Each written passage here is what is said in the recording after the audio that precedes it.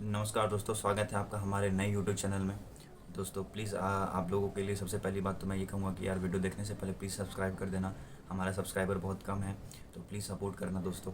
पहली आज का जो वीडियो रहने वाला है वो रहने वाला है कि सैलरी इंक्रीमेंट सेंट्रल गवर्नमेंट के एम्प्लॉयज़ को कितनी मिलती है, कितनी सैलरी उनके इन हैंड आ जाती है और कितनी सैलरी इंक्रीमेंट लगती है। मेरा जो मेन पर्पस है इस वीडियो का वो ये बताना है कि आपका एक साल में सैलरी कितनी बढ़ जाती है, क्या क्या कंस्टिट्यूएंट्स होते हैं, क्या क्या चीज़ें होती है सैलरी के अंदर, जो बेसिक है उसके अलावा क्या क्या चीज़ें मिलती है और कैसे वो बढ़ता है। तो अगर हम अपना वीडियो स्टार्ट करें तो दोस्तों सबसे पहली बात मैं बता दूं आपको। तो जो सेंट्रल गवर्नमेंट के जो हर एक पोस्ट है उनकी सैलरी अलग अलग होती है और इन सैलरियों को अलग अलग लेवल्स में बांटा गया है। जैसे लेवल 1 का कोई जॉब अगर किसी को होता है, लेवल 1 का जॉब जैसे कि ग्रुप डी, ग्रुप सी में जो भी पोस्ट होते हैं उनके अंदर जो सबसे बेसिक जो स्टार्टिंग जो सैलरी होती है किसी भी एम्प्लॉयर का जो लेवल 1 पे भर्ती होते हैं उनका बेसिक पे जो होता है वो 18,000 रुपये होता है। उसके अलावा अगर मैं बात करूँ लेवल 2 में तो ये हो जाता है 19,700। लेवल 3 तो 21,700। इस तरीके से जो ग्रेड पे होता है बेसिक पे जो होता है वो बढ़ते रहता है। हमारा जो अभी कमीशन चल रहा है जिसके तहत सबको सैलरी दी जा रही है वो है 7th CPC से पे कमीशन इसको हम लोग कहते हैं। जैसे कि इससे पहले 6th CPC था, इससे पहले 5th CPC था, अब इसके आगे जो आएगा वो 8th CPC होगा। और ये जनरली कुछ नहीं है बल्कि एक रूल्स है कि कैसे सैलरी को का डिस्ट्रीब्यूशन करना है और कैसे सैलरी लोगों को मिलेंगे। तो दोस्तों अगर मैं बात करूँ लेवल 1 की किसी भी सेंट्रल गवर्नमेंट की अगर मैं बात करूँ, अगर आप किसी भी सेंट्रल गवर्नमेंट के डिपार्टमेंट में जॉब कर रहे हो, अगर आप किसी पोस्ट पे हो, तो अगर मैं पोस्ट जैसे कि आपका अगर मान लो आप MTS हो, अगर आप LDC हो, जैसे अगर आप UDC हो या फिर आप अपना एक असिस्टेंट सेक्शन ऑफिसर हो, तो कोई भी अगर आप इस तरीके से पोस्ट में अगर आप होते हो तो उनका सैलरी का जो लेवल होता है वो अलग अलग होता है। अब इंक्रीमेंट कैसे लगता है तो मैं बताता हूँ आप लोगों को। जैसे कि लेवल 1 का जॉब है किसी का और उनका बेसिक पे 18,000। अभी के फ़िलहाल में जो भी बेसिक होता है वो तो सैलरी एक्चुअल होता है। इसके अलावा आपका देखोगे तो डियरनेस अलाउंस मिलता है और ये आपका बेसिक का 42% होता है। अगर आप इसका 42% कैलकुलेट करोगे, अगर आप मान लेते हैं 18,000 ही ग्रेड पे आप 18,000 बेसिक पे और 18,000 का जो अगर 42% कैलकुलेट करोगे तो ये आपका कितना आएगा, तो 7,000 7,500 के आसपास आएगा। ये आपको उसमें ऐड हो जाएगा। जो आपका बेसिक पे है ये आपको मिलेगा, कितना हो जाएगा फिर 25,000 25,500 रुपये आपको जो सैलरी जो है वो मिलेंगे। ये स्टार्टिंग में बता रहा हूँ। अब इस पर इंक्रीमेंट कैसे लगेगा मैं वो आगे बताऊँगा। 42% आपका DL लग गया। इसके अलावा आपको हाउस रेंट अलाउंस मिलेगा। अगर आपने क्वार्टर नहीं ले रखा है तो 42% आपको हाउस रेंट अलाउंस मिलेगा। यानी कि 5,400 आपका हाउस रेंट अलाउंस बनेगा, जो कि 27% होता है आसपास। 30% हो जाता है, लेकिन कहा गया ऐसे 27%, किसी भी सैलरी का 27% जो होता है वो बेसिक पे का 27% आपको हाउस रेंट अलाउंस के रूप में मिलता ही है। लेकिन अगर किसी का ऐसा बेसिक पे कम है, लेवल 1 का जॉब है 18,000, उसका 27% जो होता है वो 5,000 से नीचे आ जाता है। लेकिन ये फिक्स करा गया है कि किसी भी एम्प्लॉयर को 5400 से, अगर कोई अच्छे शहर में एक सिटी में रह रहा है तो 5400 से HRA कम नहीं मिल सकता। तो जो जिनका सैलरी बहुत ज़्यादा है, मतलब लेवल 5 के जो पे जॉब कर रहे हैं, लेवल 6 पे जॉब कर रहे हैं, उनका जो हाउस रेंट अलाउंस जो होता है वो 27% ही मिलता है। अदरवाइज़ 5400 से कम किसी को भी हाउस रेंट अलाउंस नहीं मिलता। इसके अलावा TPTA मिलता है, यानी ट्रैवल अलाउंस जो होता है। अगर आप जहाँ पे रहते हो और आपको ऑफिस जाना है तो वहाँ पे आपको वो TPTA मिलेगा। ये 1,350 मिलता है। इसके अलावा 42% DA इस पर भी मिलता है। तो 42% DA अगर इस पर मिलेगा तो आप समझ जाओगी तो कितना हो जाएगा, ये 1,900 के आसपास हो जाएगा। 1,900 रुपये आपको जो है वो एज अ ट्रैवल अलाउंस मिलेगा। ऐसे 1,350 रुपये फिक्स्ड है, लेकिन उसके ऊपर आपका क्या लग जाता है, 42% जो आपका डियरनेस अलाउंस है वो भी लग जाता है। अब दोस्तों सबसे पहली बात करूँ तो इंक्रीमेंट क्या होता है, तो दो तरह के इंक्रीमेंट होते हैं। एक होता है हमारा बेसिक पे का इंक्रीमेंट और एक होता है हमारा डियरनेस अलाउंस का इंक्रीमेंट। अभी कोरोना के कारण क्या हुआ था कि जो अभी DA चल रहा था उसको सरकार ने फ्रीज कर दिया था। उसकी वजह से बहुत सारा जो सैलरी जो था गवर्नमेंट जॉब में अभी वो उतना बढ़ा नहीं जितना बढ़ना चाहिए था, क्योंकि कोरोना से हम लोग जूझ रहे थे, इसलिए हमारा फाइनेंशियल कंडीशन सही नहीं था। तो सरकार ने क्या किया कि डियरनेस अलाउंस को सेम रखा। लेकिन क्या होता है कि ये रूल है कि आपका जो डियरनेस अलाउंस है वो साल में 2 बार आपका जो है वो बढ़ेगा ही बढ़ेगा। और ये दोनों बार जो है वो बढ़ता ही है। जैसे 1 जुलाई और 1 जनवरी को आपका डियरनेस अलाउंस बढ़ जाता है।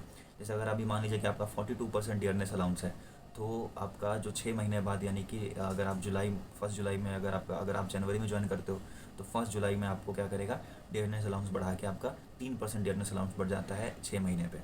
तो जैसे 42% है तो जुलाई में 45% हो जाएगा।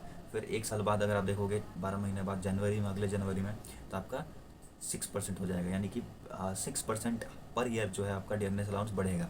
अब जब डियरनेस अलाउंस बढ़ेगा तो आपका बेसिक पे भी बेसिक पे का डियरनेस अलाउंस 42% भी आपको मिल रहा है। अगर आपका डियरनेस अलाउंस बढ़ गया तो बेसिक पे का 48% मिलेगा, क्योंकि 42% तो आपका पहले था ही और 6% आपका इंक्रीमेंट हो गया। तो आपका डियरनेस अलाउंस का 48% जो होगा वो आपको मिलने वाला है बेसिक पे का। यानी कि 8,000 आपका जो अभी जो 7,000 मिल रहा है एक साल बाद, वो डियरनेस अलाउंस आपका 8,000 हो जाएगा।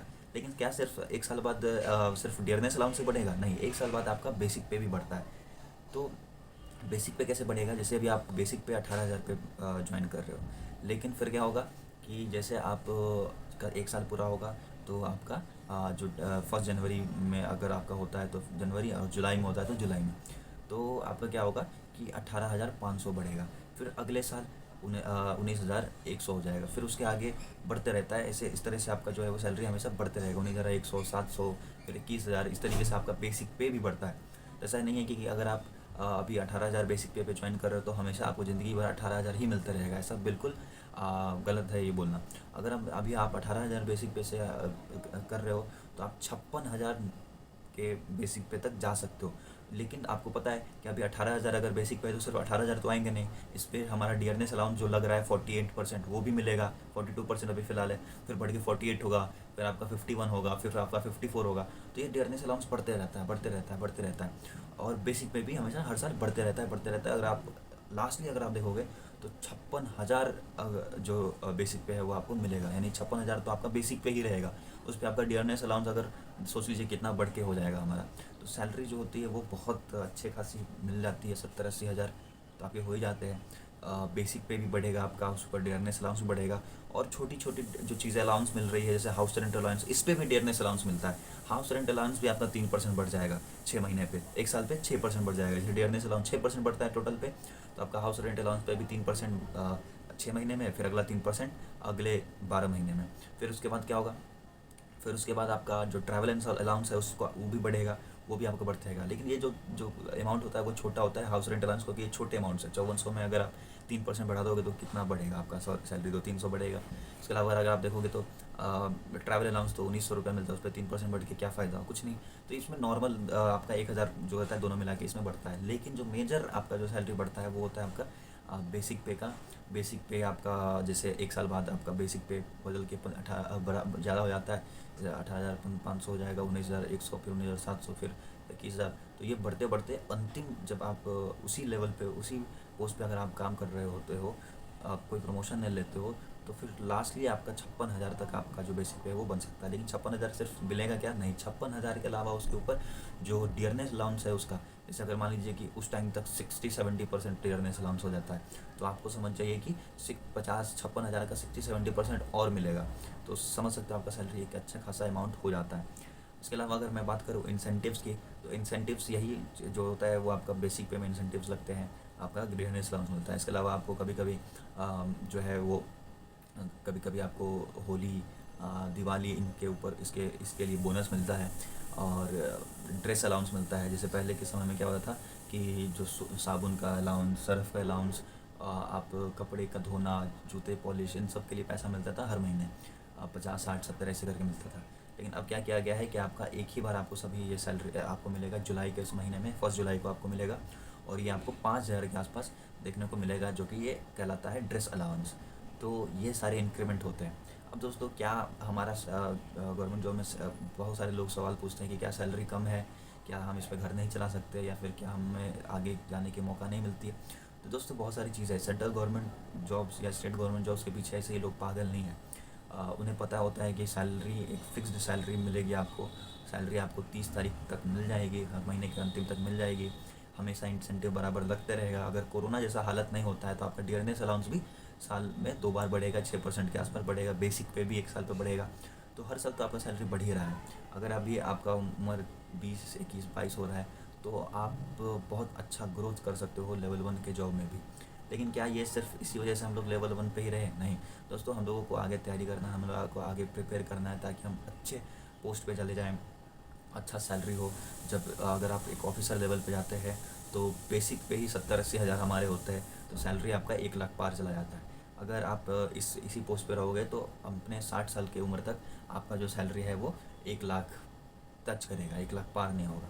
तो समझ सकते हो, तो जैसे जैसे चीज़ें आएंगे। अब तो एक और चीज़ दोस्तों कि आपका जो 7th CPC है वो अभी चल रहा है, और 2026 तक या 27 तक ये माना गया है कि आपका 8th CPC आएगा। अगर 8th CPC आएगा तो उसमें भी आपको बहुत सारा इंक्रीमेंट देखने को मिलेंगे। जो अभी आप ज्वाइनिंग अगर 30-35 हज़ार के रुपीज़ पे लेते हो, सैलरी पे लेते हो, तो 8th CPC के बाद ये ज्वाइनिंग जो होगा वो 40-45 चला जाएगा, क्योंकि उस टाइम जब भी कोई नया कमीशन आता है तो सैलरी इंक्रीमेंट होती है। जैसे पिछली बार क्या आता था कि ग्रुप डी जो रेलवे था उसमें 9,000 के आसपास जो सैलरी थी वो दी जाती थी, अब उसका डायरेक्ट 18,000 देने लगा, यानी डबल हो गया। तो इस तरीके से क्या होता है कि 8th CPC आने से बहुत सारा सैलरी जो होता है वो हाइक भी होता है, बहुत सारा। तो आप एक अच्छा करियर ऑप्शन मान सकते हो। इसके अलावा आपको ग्रेचुटी मिलता है। ग्रेचुटी की वीडियो मैं अलग बना दूंगा, क्या होता है ग्रेचुटी, पेंशन क्या है, नॉन पेंशन स्कीम क्या है, इसके बारे में अगर आप चाहते हो वीडियो बनाना तो प्लीज़ कमेंट करना, प्लीज़ सपोर्ट करना। धन्यवाद।